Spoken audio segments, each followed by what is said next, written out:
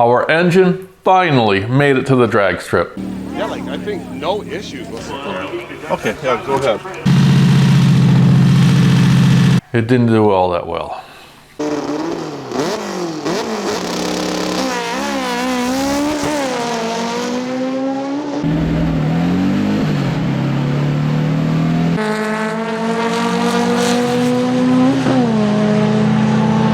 We had a great time. We hosted a VW meet and greet. Lots of awesome buses and cars came out. Prescott Phillips even brought out his Pro Stock VW.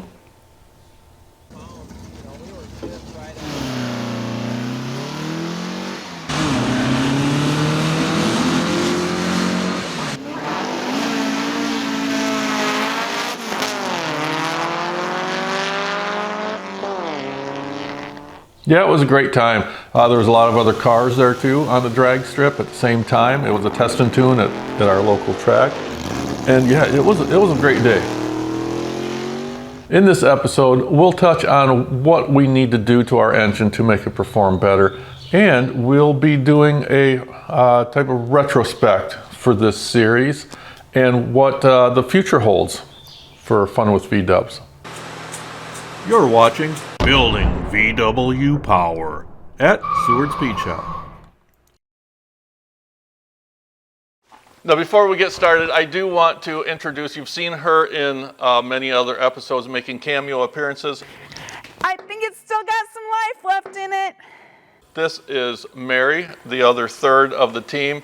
She's usually behind camera one and taking care of all the cameras, the 4 microphones, keeping us in direction and feeding us. Most importantly, lunch. Yeah, she brings lunch. So she is going to be the interviewer, and we are the interviewees. That is correct. So this may be the last episode of the first series of Building VW Power, but there's many more to come, many more series to come. Yeah, this isn't the end. We're already working on series 2. You probably, if you follow us on Facebook, you've already seen some pictures and some glimpses of that, and that's going to be pretty freaking cool. We're even working on the series 3 already. Yeah, 3 is being planned. Yeah, the ideas are pumping around. Yeah. So I'd like to ask you guys a few questions. Okay.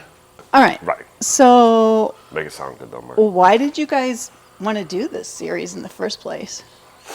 Why did you agree to this? Yeah, because I thought it was going to be fun going into it. You both told me it was going to be fun.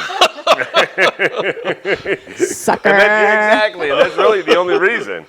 Yeah. I kind of had a selfish reason. I wanted to learn more about. We're new to the Volkswagen scene, and I wanted to learn a lot more about it. Yeah. And I learned early in my life, if you want to learn something about a certain subject, you get a hold of somebody that is an expert in that field, and you freaking hang out with them, and you bug the crap out of them. Where's the expert? Well, I had known you before because I brought some parts over here to get. I think I had link pins pressed in, and a few other things done, and then you built an engine for us. There it is! Woo-hoo-hoo-hoo! So we already knew each other, and then I approached you at a show with this idea about, hey, let's do a series. Yeah. And for some stupid reason, do you need to answer that? For some stupid reason, he agreed to it. And then I'm thinking, oh crap, what did I get myself into? Yeah. But it turned out pretty well, I think. That was a good time. It was a good time. I'm looking forward to more of it. Were there any challenges while we were filming? Dealing with Mark is probably the biggest challenge. Probably. Amen. What day was there not challenges? You know what? If everything went well, because we planned everything out to be pretty, technical information we're putting out, and everything was supposed to go smooth and silk, and we had everything laid out. But as soon as we started filming, like every episode, as soon as we started filming, that all went out the window. Oh, yeah. And I think those were the most fun days. Yeah, exactly. yeah, a lot of things went wrong. Yeah. But I mean, putting the stuff together, anybody can do that. Yeah. But when things are broken or don't fit right or just doesn't act right, then you have to figure it out. Exactly. Yeah, I think that's more fun. So we had a lot of fun.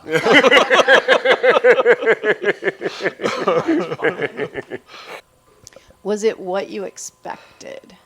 No, for me. How about you? Or didn't you know what to expect? I never know what to expect because I really am not awesome at planning. No, he's not. No, he's not. We show up at film days and it's like, what are we doing today?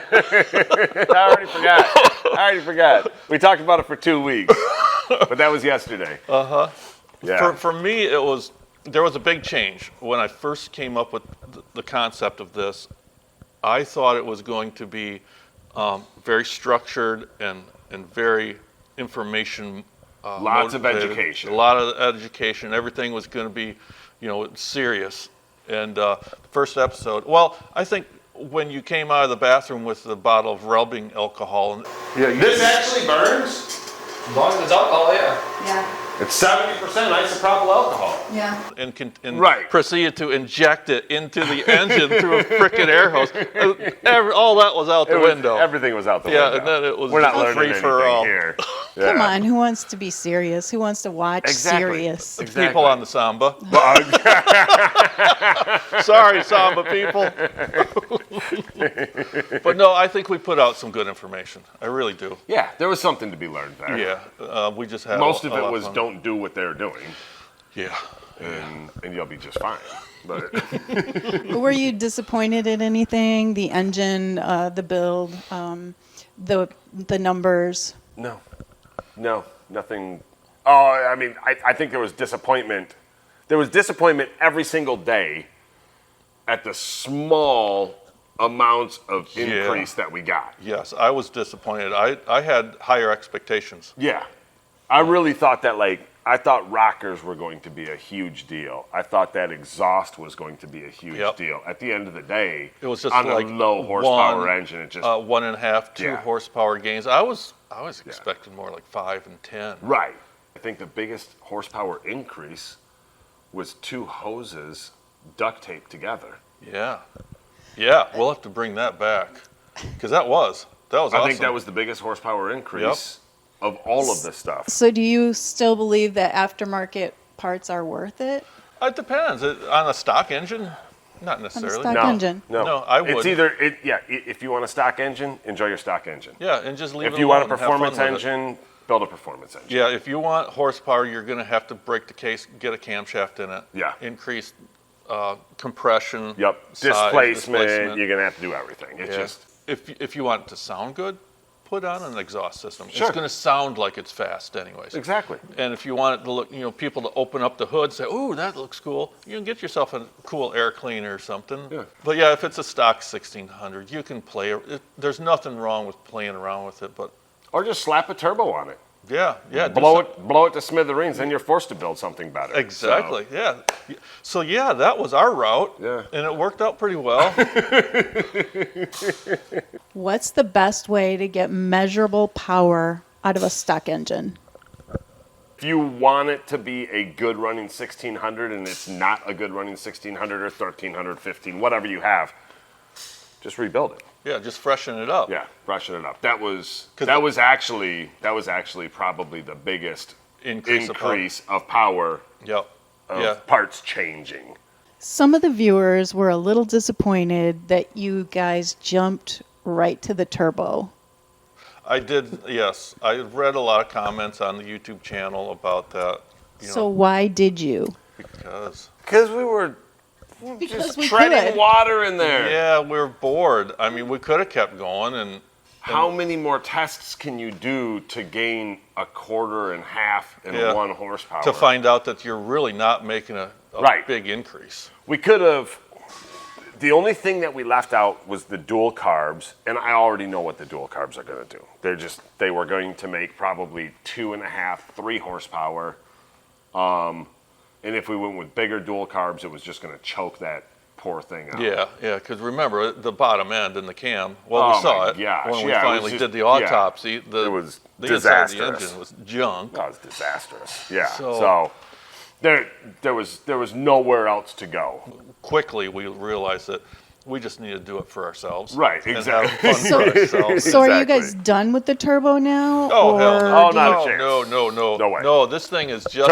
The turbo is back in play. I think it's still in its infancy because we do have some issues with it. We have the carburetor is made for a motorcycle. Motorcycle has a hand throttle that only turns, we learned 5/8 of an inch on the cable. Well, the car goes an inch of cable throw to open the carburetor all the way up. Which, when you go through all the throttle linkage and everything else, like a quarter of your gas pedal is wide open close.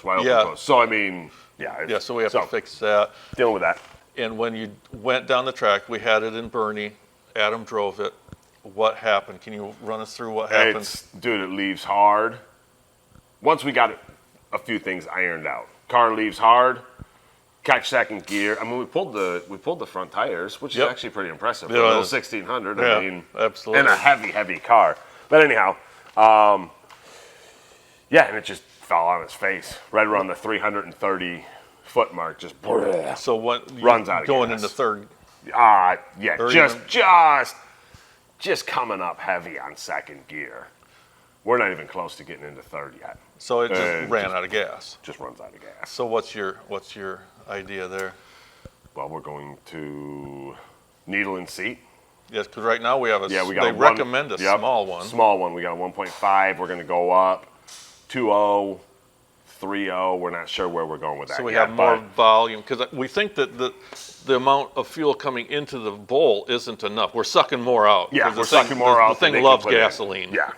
So it's sucking more out of the bowl than what the needle and seat is allowing in. So we have to get a bigger opening. And we can't raise fuel pressure. We're already putting max fuel pressure. Yeah. So that's And then enlarge the bowl just a little bit. Because it's tiny. The bowl is small, it's man. It's a freaking motorcycle car. Exactly. It's a big motorcycle car for racing Harleys. Right. Right. And then you were talking about there's an extending. A jet extension. So we can put a main jet extension to get it to the very bottom, which also puts a lower cap in it. Mm-hmm. And then the jet sits way down in that cap. Yeah. So. Okay. This is one of those where we're going to do like a trifecta and wonder which one fixed it. And we're just going to do everything. And we're just not going to worry about which one fixed it. It doesn't matter. It's fixed. And it's going to be fun. It's going to be awesome. It's going to be awesome. And we're going to do some more mapping with the black box, with the timing. Yep. Get that dialed in. And that's all going to be in Series 2. Yep. When we get the engine in the green car. Yeah. This turbo engine's going to lead us into the second series. It is. The Green Sleeper. The Green Sleeper. The first few episodes, the car's going to be at my shop, Marion, in my shop at home, and we're garage. We're just trying to make it. We don't have a shop. Make it sound cool. Yeah. We're trying to freshen it up, make it safe to drive. The car, you'll be introduced to the car the first episode. It's a barn find '67 Beetle, and our first goal is to make it safe, make it drivable, make it street legal, and then we're going to throw the turbo in it here at the shop and go through all the motions and we have a transaxle also that's built for it. And here at the shop, we'll go through all the fine tuning and getting it really fast. It's going to be ungodly fast. It's going to be fast. Obviously, the engine will be back on the dyno again after we make some improvements on it. And yes, it's not the end. I promise you that. Just remember, we have a budget. It's throughout this whole process. Said who? Nobody told me about this part. She's taking the fun away, Mark. I know it. But she writes the checks. She's in control of the checkbook. I'll talk to her. We'll talk to her later. We'll talk about this later. So, Adam, tell us about your upcoming trip, your racing trip. Our upcoming trip. Is that Labor Day? I always forget. Yes. Labor Day. Yep. Labor Day. Yep. Labor Day weekend. End of August. We are doing the Ohana Odyssey.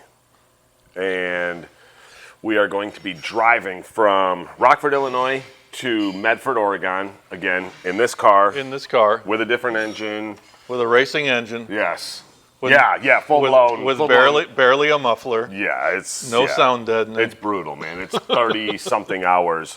But we're having a bunch of people joining in this year. As long as you drive 250 miles, that's the minimum. Drive 250 miles, meet us in Medford, Oregon.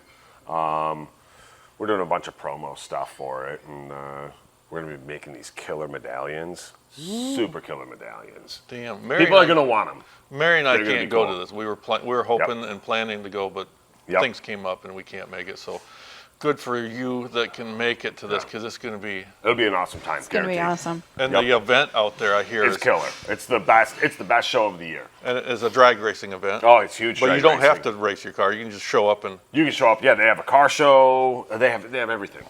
Yeah, so we'll put a link to that down in the video description, and that's in the end of August 2025. Yep. Can people join you? Yeah. How many people are you? All of them.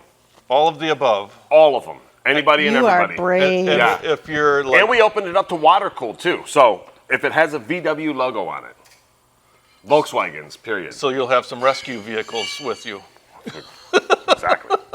But yeah, we if you're planned that in there. if you're in what route are you going out? Iowa, Nebraska, Colorado, or Wyoming? I haven't. Yeah.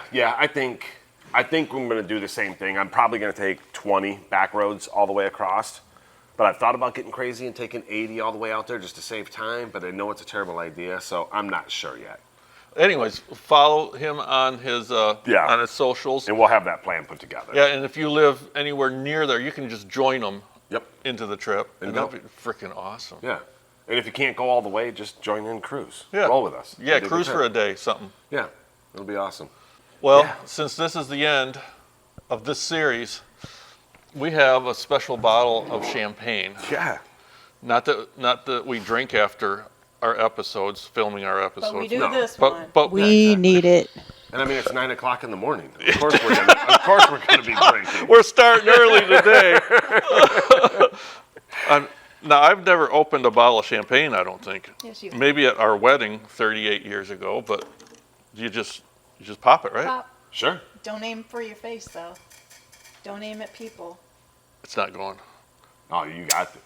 Oh, Hey, nice work. That was pretty lame. That was very anticlimactic. That's lame. Fine. And that's a wrap for this series. That's a wrap for this series. See you in the next one and the one after that. Right? Throw it. But no, it's like when we were in Yeah, the but dyno room. It's a perfect ending. Yeah. Yeah, very anticlimactic ending, like most of our episodes. Exactly. That's just how it goes. That's just exactly how it goes. Do you feel like a baller? This is pretty freaking good, dude. It's not bad. You can slam this shit. Oh yeah. Oh yeah, and you're totally fine too. I heard the stories. See you next time.